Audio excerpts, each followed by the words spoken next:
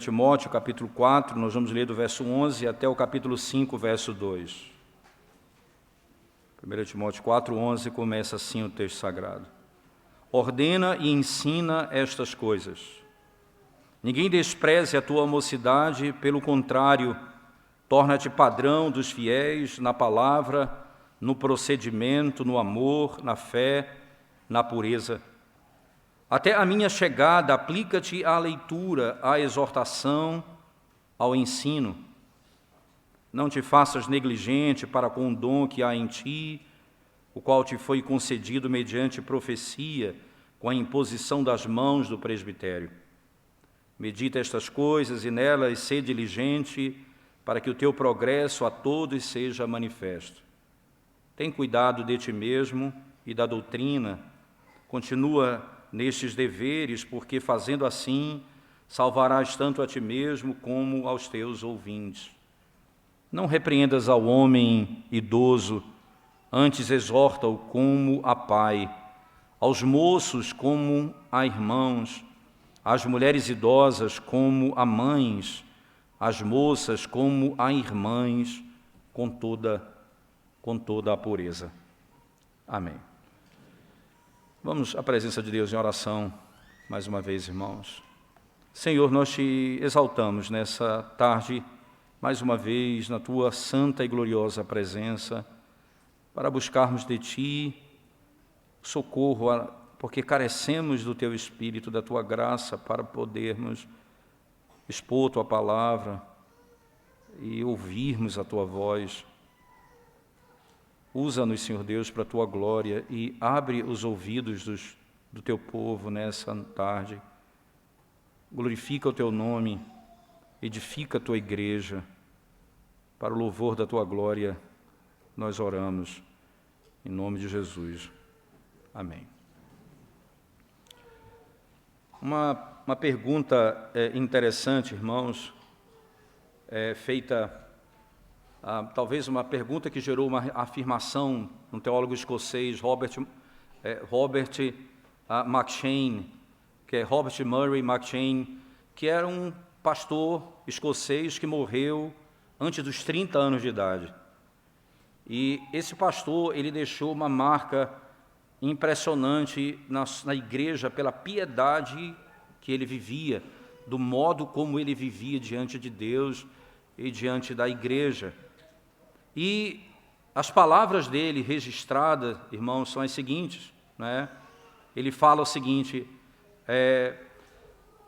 o ministro que morreu, veja, e aqui foi uma declaração de um escritor que escreveu sobre a vida dele e diz o seguinte: o ministro que morreu quando tinha apenas 29 anos, ele colocou tudo na seguinte perspectiva, em duas das suas declarações acerca da vida ministerial das mais poderosas, duas declarações das mais poderosas. A primeira que ele dizia, o meu povo, ele diz, a maior necessidade do meu povo é a minha santidade pessoal.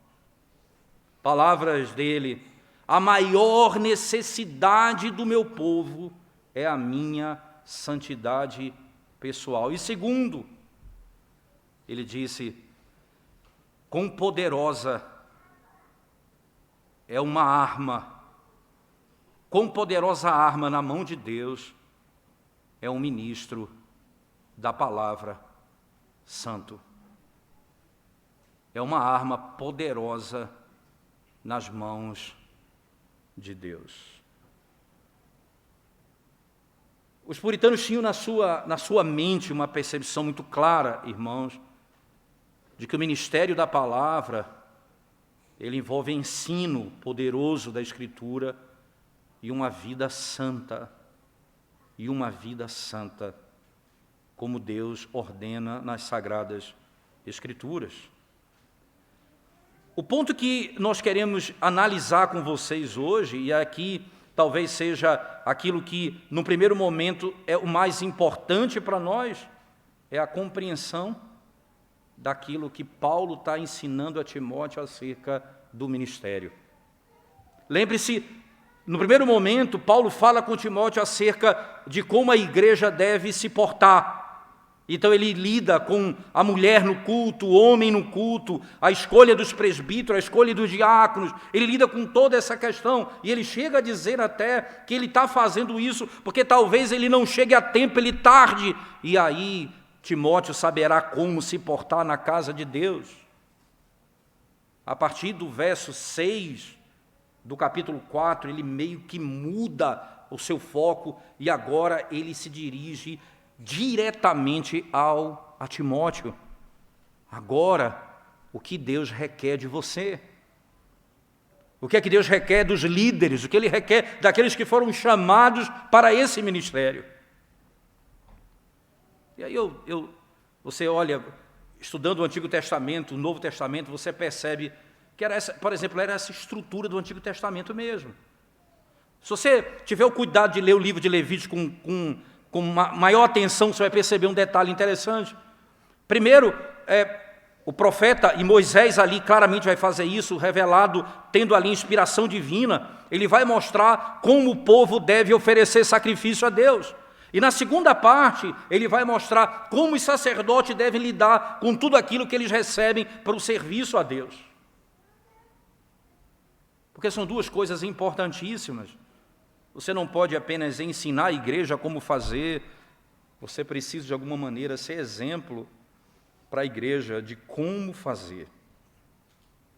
Não haveria aqui outra saída, irmãos, senão a declaração direta de que essa é a única oportunidade para a igreja estabelecer um princípio de conduta tanto para ela quanto para aqueles que governam a igreja, ou então aqueles que foram chamados para o ministério da palavra. Para o ministério da palavra. Ora, voltando para o nosso texto especial, tendo em vista, irmãos, que o nosso foco agora é apenas os versos 11 e 12, onde nós vamos falar da necessidade do exemplo, para aqueles que são chamados para o ministério, isto é, para aqueles que foram convocados pelo Senhor para esse trabalho. Isso aqui é, sem dúvida alguma, o ponto principal. O verso 11, então, diz assim: ordena e ensina estas coisas. Ordena e ensina estas coisas. Lembre-se, irmãos, o apóstolo Paulo, se você olhar para o texto, lá no capítulo 1 de Timóteo, 1, verso 1, ele diz assim: Paulo, apóstolo de Cristo Jesus, pelo mandato de Deus, nosso Salvador, e de Cristo Jesus, nossa esperança. Paulo, apóstolo de Cristo Jesus, pelo mandato de Deus. Ele foi chamado, ordenado pelo próprio Senhor. Isso não foram homens que concederam isso a ele, não foi ele mesmo que concedeu a ele mesmo, foi o próprio Senhor quem o chamou para esse fim. Agora, veja o que acontece no verso 6 do capítulo 4, por favor. Expondo estas coisas aos irmãos, entende? Que coisas, irmãos? Aquilo que Paulo recebeu do Senhor, ele instrui a Timóteo para que ele exponha isso à igreja, que a igreja do Senhor conheça essas coisas. Agora, no verso 11, ele acrescenta um detalhe: ordena e ensina estas coisas. Veja, no início, no verso 6, ele coloca, expondo estas coisas aos irmãos. Agora, no verso 11, ordena e ensina estas coisas. Ordena e ensina essas coisas. Aqui o texto é claro, no verso 6 e no verso 11 do capítulo 4. Mas se você for ainda um pouco comigo, no capítulo 5 mesmo, só sem virar a página, no verso 7, veja que ele diz: prescreve, pois, estas coisas para que sejam irrepreensíveis. Prescreve essas coisas para que sejam irrepreensíveis. Capítulo 6 ainda, do mesmo texto, verso 2, ele diz: também os que têm senhor fiel, não o tratem com desrespeito, porque, irmão, pelo contrário, trabalhe ainda mais, pois ele pois ele que partilha do seu bom serviço é crente e amado, ensina e recomenda estas coisas. Ensina e recomenda essas coisas. Ora, o verso 6, Paulo está ensinando, dizendo a Timóteo que ele deve instruir a igreja, não é, acerca disso, expondo essas coisas aos irmãos. Agora, no verso 11, irmãos, ele diz, olha, com duas palavras interessantes, dois textos, dois verbos no imperativo, ordena e ensina. E aqui é interessante porque o que Timóteo está sendo ordenado aqui, o que Paulo está pedindo a ele, é que tudo isso seja ensinado para a igreja. Mas só tem um probleminha. Sabe qual é o probleminha, irmãos? Timóteo é jovem. Então pode ter um problema, um impedimento nisso. Então ele diz, olha, tudo isso que eu te falei, continua ensinando a igreja, instruindo a igreja em tudo isso. Só tem um problema. A igreja de Éfeso é uma igreja de pessoas mais velhas. E tem ali crentes mais velhos e presbíteros mais experientes do que você. Então, como é que você vai continuar ordenando e ensinando essas coisas? Como é que você vai instruí-los? Você precisa primeiro agora ser um padrão para eles. Entende, irmãos? Como muitas vezes, nós somos empecilho para o próprio avanço do Evangelho pelo modo como nós vivemos, de modo pecaminoso. E o que Paulo está instruindo Timóteo é para que ele não seja empecilho para o avanço do Evangelho. Há um problema, já foi detectado o problema não é moral, o problema é uma diferença de idade. E o que é que nós vamos fazer aqui então, para resolver isso? Então Paulo aqui, mais uma vez, ele vai adentrar um conceito fundamental. Qual o conceito? Vamos voltar para o verso 12 agora. Ninguém despreze a tua mocidade. Qual era o problema, irmãos? Por causa da diferença de idade, as pessoas olhavam para Timóteo como um pastor mais jovem e então desprezavam o que ele tinha para dizer. Isso é uma coisa tão comum, irmãos, tão comum. O primeiro ministério meu como pastor, eu tinha 23 anos de idade, quando eu fui ordenado ao Sagrado Ministério. Eu fui pastorear uma igreja no Grande Recife, na época, e tinha um presbítero que estava jubilando. Então, a minha história foi intrigante, porque o pastor que eu substituí jubilou. E ele, no dia em que eu fui recebido como pastor da igreja, ele foi jubilado. E aí ele disse essas palavras, ele é o alfa e eu sou o ômega. Quer dizer, ele é o princípio e eu sou o fim, ele está dizendo. Em outras palavras, ele está começando o ministério e eu estou terminando agora. As palavras dele. E havia um presbítero lá, muito amigo, muito próximo, de seus 70 anos de idade. Um homem digno, um homem honrado, não é? Mas na natureza do processo, ele não conseguia olhar para mim como alguém com 23 anos de idade que ia instruí-lo. Foi um tempo difícil para mim, pastoralmente. Aprendi muito, com muitos erros e muitos defeitos, aprendi muito nesse processo. Eu lembro muito bem, não é, que um dia eu marquei lá uma reunião, né, da liderança no domingo à tarde, para todo domingo à tarde ensinar os presbíteros acerca do papel do presbiterato. Porque normalmente se sabe, é presbítero, mas não se conhece a função, né?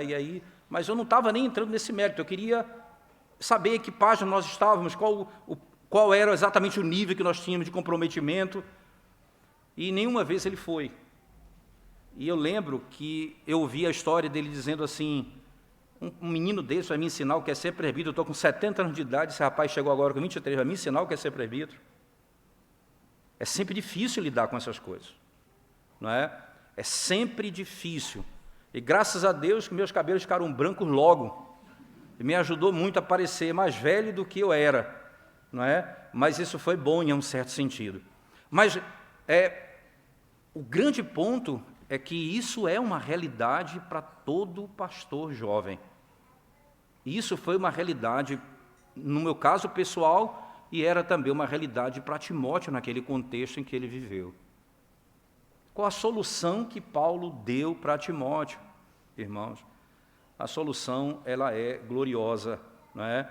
Que é literalmente o que ele vai admoestar e instruí-lo é exatamente nisso. Ele vai dizer: ora, Timóteo, não permita, veja, ninguém despreze a tua mocidade.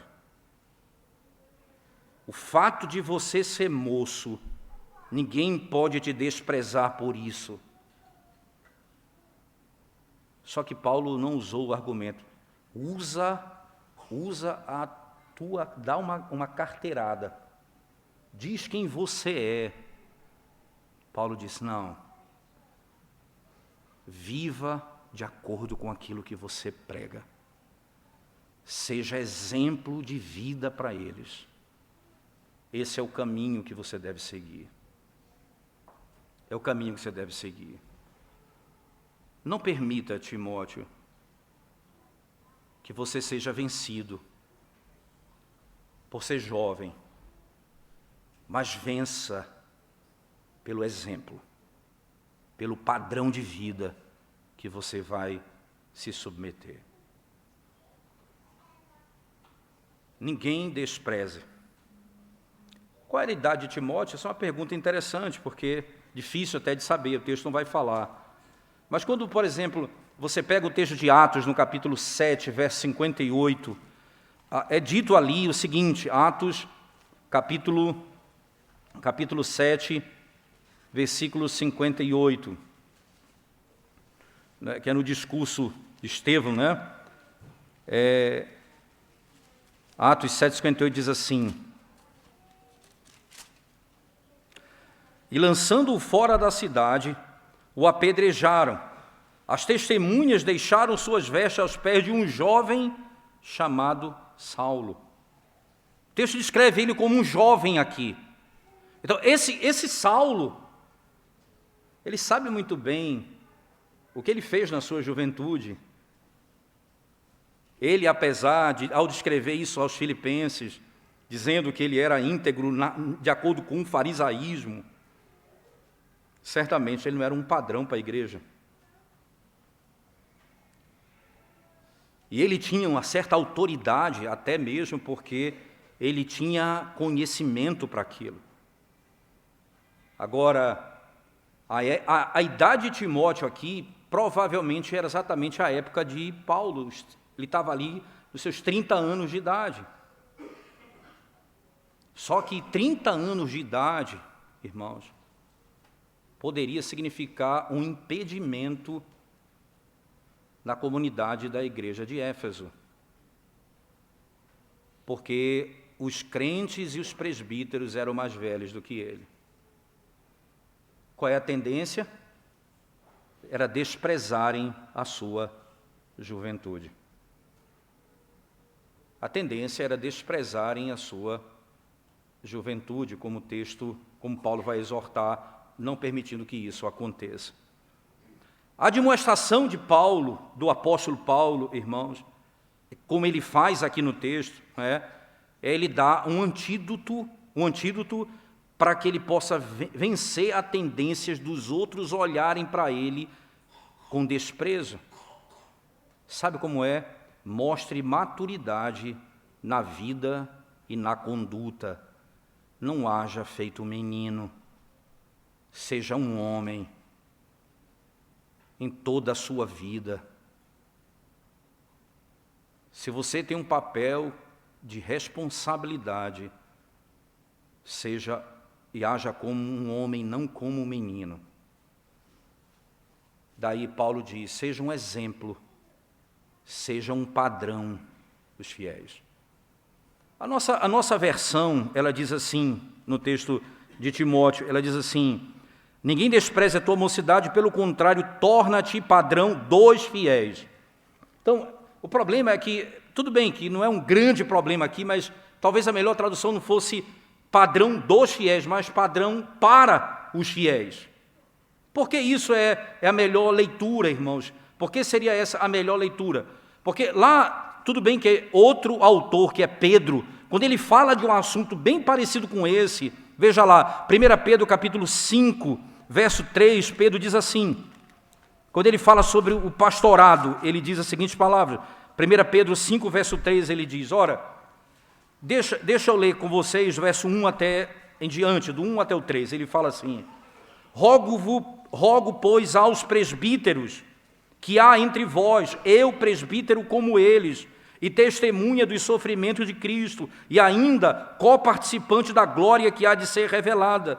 Pastoreai o rebanho de Deus, que há entre vós, não por constrangimento, mas espontaneamente, como Deus quer, nem por sorte da ganância, mas de boa vontade, nem como dominadores dos que te foram confiados, antes, tornando-vos modelos do rebanho, isto é, e aqui uma versão vai dizer modelos para o rebanho, um exemplo, veja, o modelo aqui é para eles, como eles devem olhar e como você é um padrão para eles no modo como eles devem viver.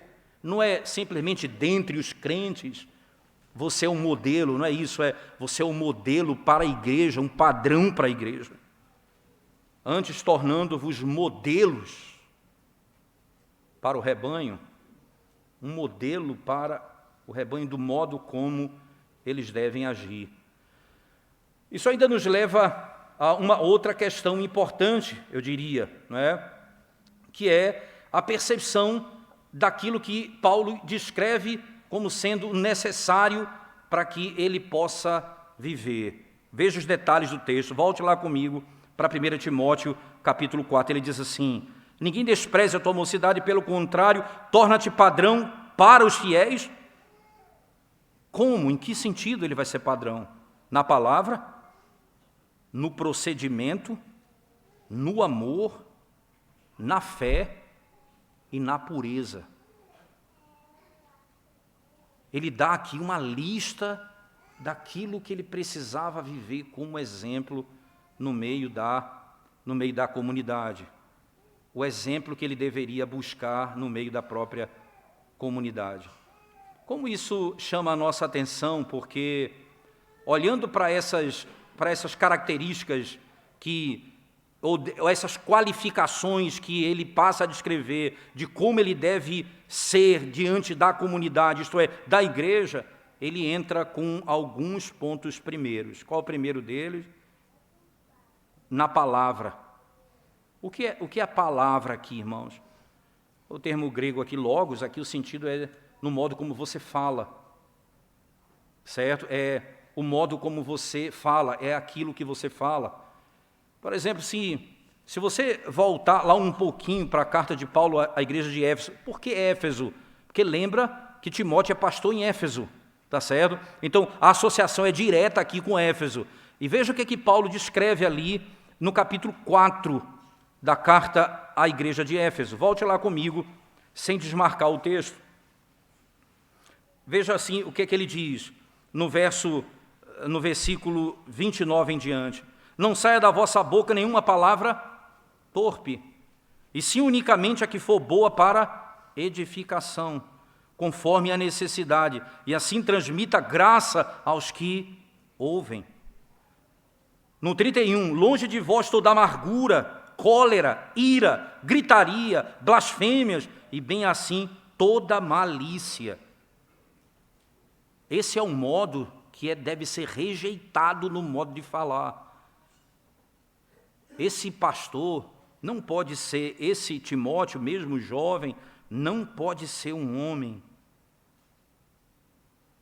que tenha amargura, cólera, ira, gritaria, nem mesmo, irmãos, fale palavras torpes, palavras que não têm um fim santo em si, ele deve ser um exemplo no modo dele falar, na maneira como ele deve se portar no seu discurso. Como pastor, irmãos, e como mestres, o que nós fazemos é usar a nossa língua. Nós exortamos as pessoas privadamente, nós exortamos no púlpito, nós temos ensino, nós pregamos, e nós falamos com as pessoas de todos os modos. Não importa se seja numa reunião do conselho, se uma reunião geral da igreja, o uso da língua, o falar, é algo que está intrínseco ao nosso trabalho. Se há um pecado que pode se revelar mais rápido em nós, é o nosso falar, é o nosso discurso. A maneira de falar como pastores deve ser moderada, especialmente quando as pessoas se opõem a nós. Nós devemos ser temperantes, equilibrados no falar. Um texto de Timóteo, voltando para o texto de Timóteo, por favor, 1 Timóteo 3, verso 2, preste bem atenção, irmãos, 1 Timóteo 3, 2 diz assim: é necessário, portanto, que o bicho seja repreensível, esposo de uma só mulher, temperante, sóbrio, modesto, hospitaleiro, apto para ensinar. Você vai no verso 3 do capítulo, no mesmo texto, ele diz: não dado a vinho, não violento, porém cordato, inimigo de contendas. Inimigo de contendas. Essa deve ser a busca constante, né? O caminho que devemos seguir. Nós devemos fugir, irmãos, do engano, de fazer piada com as coisas que são importantes, para que o nosso discurso não seja tolo. Usar as coisas sérias de modo engraçado, fazer piada com as coisas que são eternas.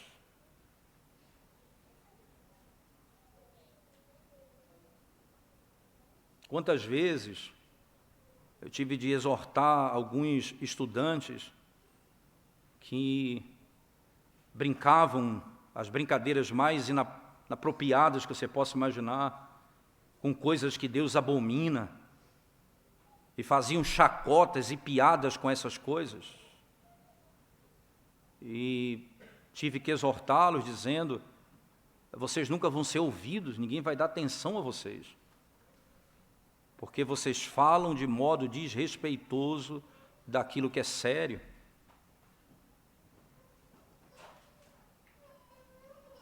Até mesmo, irmãos, quando você não fala de modo santo, até mesmo para convencer alguém do erro, se você é desrespeitoso no falar, você é um empecilho para as pessoas escutarem a verdade.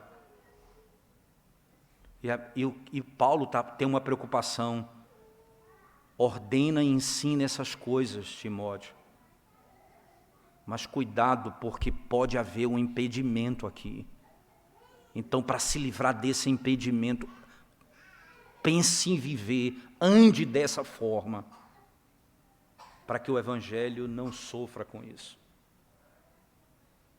para que você não tenha problema de comunicação. Isso é um padrão alto, irmãos, mas isso é que é requerido de nós. Porque posso dizer a você que o falar de pecaminoso não causa mal apenas ao indivíduo, mas a todo o corpo de Cristo. Todo o corpo de Cristo. O falar de modo pecaminoso. Outro aspecto importante que Paulo estabelece no texto, volte lá comigo, por favor. Ele diz assim, no verso 12: padrão dos fiéis na palavra e no procedimento. Isto é, no modo de você viver, seja um exemplo para os outros. Na carta que Paulo escreve a Tito, no capítulo 1, versículo 8, ele diz assim, antes, do 7 e 8 ele fala, porque é indispensável que os bispos sejam repreensíveis, como despenseiro de Deus, não arrogante, não irascível, não dado ao vinho, nem violento, nem cobiçoso, de torpe ganância, antes hospitaleiro, amigo do bem, sóbrio, justo, piedoso, que tenha domínio de si. Veja, ele tem um modo de vida. Ele tem que andar em santidade. Ele tem que separar de tudo aquilo que não é santo, das conversações pecaminosas. Ora, irmãos, se você olhar para um texto como esse que nós acabamos de ler e pensar naquilo que o Senhor requer de nós, como é que nós demonstramos amor, como é que nós demonstramos um comportamento santo, quando nós amamos a Deus acima de todas as coisas e ao próximo como a nós mesmos. Nunca negligenciar o próximo. Qual foi o erro do sacerdote e do levita diante daquele samaritano ou diante daquele indivíduo que foi roubado? Qual foi qual foi o pecado do sacerdote e o pecado do levita ali, daqueles que eram homens da palavra? Foi não andar de conformidade com os preceitos da lei. Eles não se importavam com os outros, no modo de vida, na maneira como eles andam diante de Deus e diante dos homens. Nós sabemos, irmãos, que nós vivemos no mundo de Deus e que todos os dons e os benefícios que Ele nos concedeu são bons. O problema é o abuso daquilo que Deus nos deu. Seja o que for, se abusamos de qualquer coisa que Deus nos concedeu, nós pecamos contra o Senhor e deixamos, em algum momento, de ser padrão para aqueles que estão seguindo o Evangelho. Terceiro aspecto que Paulo estabelece no texto, ele diz assim, palavra, procedimento e no amor. Palavra, procedimento e no amor. Essa é uma virtude prioritária, né? E deve estar presente em todo aquele que é chamado para ensinar, para instruir a igreja. Não é uma opção, irmãos, mas é uma necessidade completamente absoluta. Esse é o primeiro fruto do Espírito, né? O amor. É dele que flui todas as outras coisas. Podemos dizer ainda que nós devemos, como servos do Senhor, ministros da palavra, nós devemos nos manifestar gentilmente, com respeito, tendo controle da situação e da nossa própria vida. Nós queremos servir as outras pessoas. Devemos estabelecer um exemplo de como amar as pessoas, especialmente os da família da fé. A igreja precisa saber que todo esforço que você faz por amor a ela. E tudo aquilo que você busca, tudo aquilo que você se prepara, todo o seu trabalho, e você não vai medir esforços para fazer aquilo que é necessário para o bem da igreja, e você só vai fazer isso se você amar o rebanho. E a igreja precisa olhar para o líder e dizer, o líder, o presbítero, o pastor ama a igreja e ele está disposto a dar a vida por ela. A dar a vida por ela. As pessoas precisam ver isso, irmãos. Perceba, porque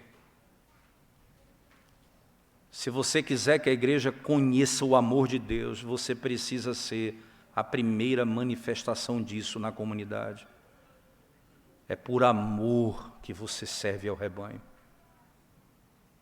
É por isso que Pedro vai dizer, não é por ganância, não é por outros motivos.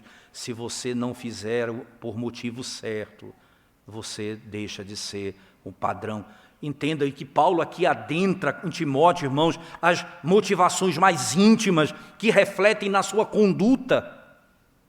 Você precisa ser um padrão de amor para a igreja. Como você recebe as pessoas na sua casa, como você lida com todas elas. Ele ainda acrescenta no verso 12, fé. Fé. É claro que aqui, irmãos, o conceito, não é que nós temos de fé, nós somos exemplos de fé nesse sentido, no exercício da fé, na maneira como nós cremos naquilo que nós estamos ensinando, ou até mesmo a confiança que nós temos no Senhor. Veja as palavras de Charles Spurgeon, irmãos, né? Quando ele fala com os ministros e com os pastores, ele diz assim, Charles Spurgeon diz, o nosso trabalho especialmente requer fé. Se você falha na fé, você falhou no seu trabalho. A menos que você obtenha fé de acordo com o seu serviço, logo você vai cansar. Quantas vezes o ministro quer desistir, fadigado, porque muitas vezes não conseguimos olhar um palmo na frente. Quantas vezes no início do ministério, essa foi uma opção para mim, desistir do ministério. E você olha para trás e você tem, na época você explica muita coisa dizendo, não, isso é porque os problemas eram muito grandes, era perseguição.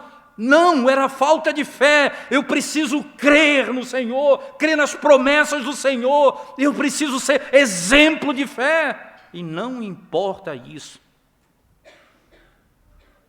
Não importa isso. E às vezes você precisa lidar com isso na prática, irmãos. Quando em uma circunstância da minha caminhada, eu fui chamado para ser demitido de uma instituição por causa do que se chama da minha fé ou do neopuritanismo. Eu lembro bem, antes deles terminarem, minhas palavras foram essas para eles. Vocês vão fazer de um homem pequeno, mesmo que eu seja grande no tamanho, eu disse para eles. Eu sou pequeno. Vocês vão me fazer um gigante, e eu não sou um gigante. Vocês vão me tirar, não porque eu pratiquei um pecado, mas pelo aquilo que eu creio. Isso é demais para mim, eu disse para eles. Isso é demais para mim. Eu não sou digno disso. Eu preciso confiar em Deus de todo o coração, numa circunstância em que aquilo que você crê, aquilo que você prega, de alguma forma precisa ser vivido. Mas quantas vezes você e eu, nós vamos falhar nisso? E às vezes deprimidos, às vezes cansados, às vezes desanimados, às vezes não querendo mais seguir. E a gente olha e pensa, sabe por que eu estou assim? Por causa do volume de problemas. Eu preciso ser um exemplo de fé. Foi isso que o Senhor me chamou para fazer. E é essa a nossa conduta em qualquer circunstância. E por último ele diz assim, na pureza. na pureza. A palavra pureza, por sinal, aparece no capítulo 5, no verso 2. Ele diz assim, olha, as mulheres idosas como a mães, as moças como irmãs, com toda a pureza. E a pureza, irmãos, tem a ver com respeito ao rebanho.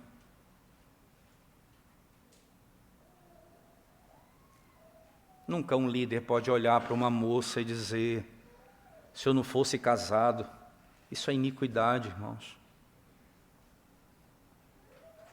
Nunca você pode se aproximar de mulheres, e nunca você deve de mulheres para falar de coisas íntimas, isso é iniquidade.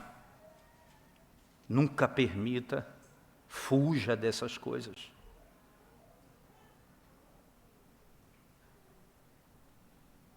Você não deve permitir que uma mulher entre no seu gabinete e fale da sua vida íntima como se fosse algo natural, só você e ela. Você não deve permitir, porque isso leva à iniquidade.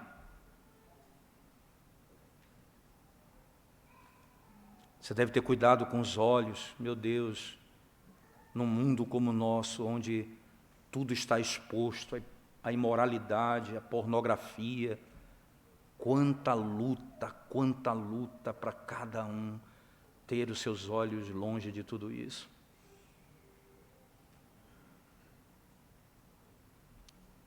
Paulo diz, sabe, Timóteo, o que você tem para ensinar é poderoso,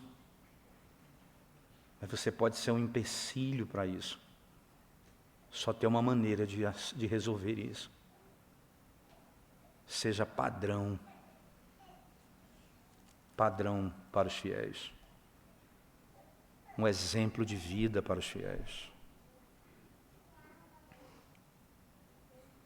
Essa linguagem paulina, irmãos, ela se repete em muitos lugares das Sagradas Escrituras. E a palavra de Deus é muito clara nisso. Esse é o padrão maior que nós podemos imaginar. E o exemplo maior está disponível aqui para nós. O apóstolo e outros apóstolos, tanto Paulo como os outros, eles vão usar o mesmo princípio para toda a igreja. Veja, preste bem atenção como isso é fundamental. O exemplo como prioridade. O padrão como prioridade. O que nós podemos perceber é que aquilo que é dito nas Escrituras deve ser imitado. E você vai encontrar muitas vezes as Escrituras falando sobre isso. O pregador, irmãos, ele prova o seu valor ao corpo de Cristo quando o seu caráter demonstra a verdade que ele prega.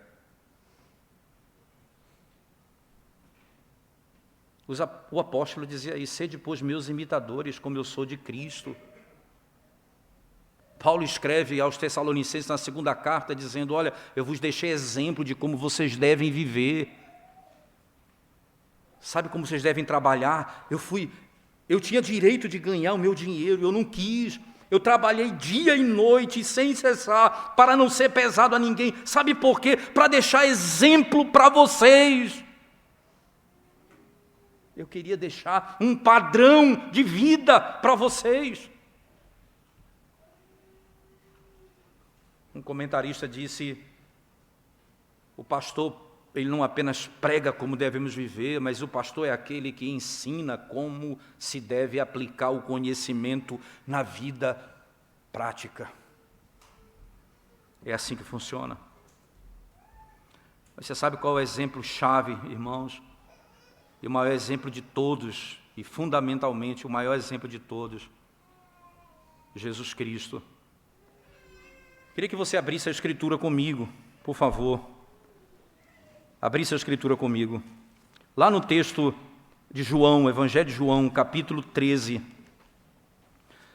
que é a narrativa que trata acerca da cerimônia de lava-pés. Como está escrito lá, João 13, do 12 ao 17. Você vai encontrar as seguintes declarações, uma lição de humildade, diz a nossa Bíblia. E aí o Senhor, irmãos, diz assim o texto, depois de lhes ter lavado os pés, tomou as vestes e, voltando à mesa, perguntou-lhes: compreendeis o que vos fiz? Vós me chamais o Mestre e Senhor, e dizei bem, porque eu sou. Ora, se eu, sendo o Senhor e o Mestre, vos lavei os pés, também vós deveis lavar os pés uns dos outros. Ele está dizendo: olha, eu não sou Senhor, então faça o que eu faço. Aí ele continua: porque eu vos dei o exemplo, para que, como eu vos fiz, façais vós também. Em verdade vos digo que o servo não é maior do que o seu Senhor, nem o enviado maior do que aquele que o enviou. Ora, se sabeis estas coisas, bem-aventurados sois se o praticardes. Não falo a respeito de todos vós, não é? Mas até o verso 17 seria importante. Ora, se sabeis estas coisas, bem-aventurados sois se as praticardes. Se vocês fizerem isso que eu ordeno. Isso é tão claro, ele diz: eu deixo exemplo para vocês de como se deve viver. É isso que o Novo Testamento vai fazer, irmãos. É isso que o Novo Testamento vai fazer. Eu vou dar só alguns exemplos práticos para vocês, rapidamente. É um exercício de abrir Bíblia, mas faz parte também. Vamos lá para Romanos, capítulo 15, versículo 2 e 3. Veja as palavras do apóstolo Paulo. Romanos 15, versos 2 e 3, ele diz assim: portanto, cada um de nós agrade ao próximo no que é bom para a edificação. Porque também Cristo não se agradou a si mesmo, antes, como está escrito, as injúrias dos que te ultrajavam caíram sobre mim. Ora, o que ele está dizendo? Portanto, cada um de nós agrade ao próximo no que é bom para a edificação, porque também Cristo não se agradou a si mesmo. O padrão é Ele. No mesmo capítulo 15, verso 7, veja as palavras do apóstolo: portanto, acolhei-vos uns aos outros, como também Cristo nos acolheu para a glória de Deus. Ora, o padrão é Cristo. O padrão é Cristo. Assim como Ele fez. Aí você vai ainda um pouco, irmãos, no capítulo 2 da segunda carta de Paulo aos Coríntios, por favor. Quando Paulo está falando sobre contribuição na igreja, quem imaginaria que ele traria o exemplo de Cristo para falar sobre dinheiro? Segunda carta de Paulo aos Coríntios, capítulo 8, verso 9, Paulo diz assim, deixa eu ler o 8 e o 9, não vos falo na forma de mandamento, mas para provar pela diligência de outros a sinceridade do vosso amor, pois conheceis a graça de nosso Senhor Jesus Cristo, que sendo rico se fez pobre por amor de vós, para que pela sua pobreza vos tornasses ricos. Ele está falando aqui, irmãos, da igreja que simplesmente quis contribuir, sendo ela pobre, para contribuir com os outros. Aí ele fala, o exemplo é Cristo, que sendo rico se fez pobre, para que nós, que somos pobres, fôssemos feitos ricos. E para que você não tenha dúvida disso, na primeira carta do apóstolo Paulo, primeira carta de Pedro, no capítulo 2, versículo 21, veja as palavras de Pedro quanto ao sofrimento, quanto às injúrias, quanto à calúnia que possamos ter nessa vida, como devemos proceder. Primeira carta de Pedro, capítulo 2, versículo 21. 1 Pedro 2, 21 diz assim a palavra do Senhor. 1 Pedro 2, 21. Porquanto, para isto mesmo fostes chamados, porque também Cristo sofreu em vosso lugar, deixando-vos exemplo para seguirdes os seus passos. E aí, o qual não cometeu pecado nem dolo algum se achou em sua boca, pois ele, quando trajado, não revidava com o traje, quando maltratado, não fazia ameaças, mas entregava-se àquele que julga retamente, carregando ele mesmo em seu corpo sobre o madeiro os nossos pecados, para que nós, mortos para os pecados, vivamos para a justiça, por suas chagas fostes sarados. Ele é o exemplo que os apóstolos vão dizer, façam como Cristo fez, a ponto de Paulo dizer, sede, pois, meus imitadores, como eu sou de Cristo. como eu sou de Cristo. Ora, irmãos, e quanto às outras áreas da nossa vida, de liderança que o Senhor nos concedeu? Como pai, como você deve ser para com seus filhos? Que exemplo você dá para os seus filhos? Qual o padrão de vida que você tem na sua casa? Como é a sua fala? Como você crê? Onde está a tua confiança? Mãe, você que foi chamada pelo Senhor com autoridade, Provérbios se diz, filho, honrem sua mãe. A lei de Deus diz, filho, obedeça a seu pai e sua mãe, honre seu pai e sua mãe. Que exemplo você é em casa de murmuração, de descontentamento, ou de fé, de amor?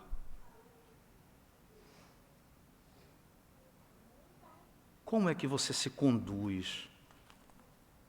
Que exemplo você dá para os seus filhos? No modo como você vive. Você, marido, como você tem tratado sua esposa? Qual é como funciona a sua liderança em casa? Você é um ditador? Ou você é como um exemplo para sua esposa? Como funciona o modo de você lidar com aqueles que Deus colocou sob sua liderança? Lembre-se, irmãos, que o pior de tudo, e a razão de Paulo instruir Timóteo nisso, não é diferente para essas implicações outras que fazemos agora. É para que o Evangelho não seja impedido no nosso meio. É para que haja fluxo do Evangelho no nosso meio. Para que o Senhor seja conhecido na nossa casa. Exatamente assim. E deixa eu encerrar.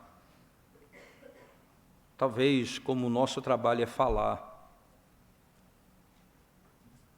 e essa talvez seja a área que nós vamos pecar mais, o Senhor em Cristo nos deu um exemplo de como falar. Eu quero convidá-los a abrir a palavra de Deus em Isaías capítulo 50 e nós encerramos aqui. Isaías capítulo 50.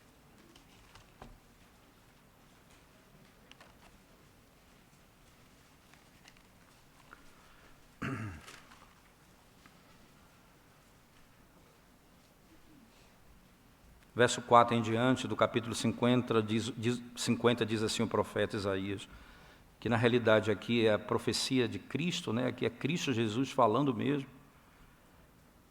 O Senhor Deus me deu língua de eruditos, para que eu saiba dizer boa palavra ao cansado.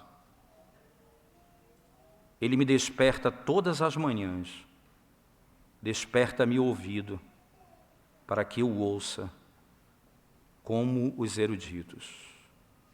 O Senhor Deus me abriu os ouvidos e eu não fui rebelde, não me retraí. Ofereci as costas aos que me feriam e as faces aos que me arrancavam os cabelos. Não escondi o rosto aos que me afrontavam e me cuspiam, porque o Senhor Deus me ajudou, pelo que não me senti envergonhado. Por isso fiz o meu rosto como um seixo e sei que não serei envergonhado. Você quer aprender a falar? Seja despertado a ouvir o que Deus fala na sua palavra. O Senhor não deu a Cristo apenas a língua de erudito, mas deu um ouvido de erudito, para que ele saiba falar a boa palavra ao cansado. Um padrão no falar. Quem não peca como diz Tiago, no falar, é varão perfeito. É varão perfeito. Vamos orar ao Senhor. Ó Senhor nosso, nós suplicamos as Tuas misericórdias sobre nós, mais uma vez, Santo Deus. Diante da exposição da nossa alma, ouvindo a Tua voz, os nossos pecados estão expostos diante de Ti.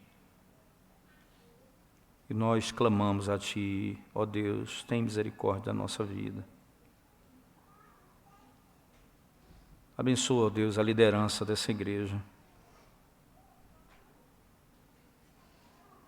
Concede homens, ó Deus, que sejam de fato padrão, ó Deus, para o rebanho. Homens que, como aqueles que buscam glorificar o Senhor, fazem o que é necessário para que o Evangelho não seja impedido de fluir no meio da congregação. Tem piedade de nós, ajuda-nos pelo amor do Teu nome. Abençoa, Senhor Deus, as famílias, os pais, mães, os filhos, o marido, a esposa, para que, ó Deus, na autoridade que o Senhor nos deu, naquilo que devemos fazer, precisamos, ó Deus, viver para a glória do Teu nome. Para a glória do Teu nome. E que possamos ver o Evangelho fluir na nossa casa, sendo exemplo para o rebanho do Senhor. Para aqueles que o Senhor nos deu para pastorear, primeiramente, na nossa casa. É a nossa súplica, porque carecemos de Ti. Em nome de Jesus. Amém. Vamos colocar de pé, irmãos, vamos cantar ao nosso Deus o hino do nosso inário, e aí nós vamos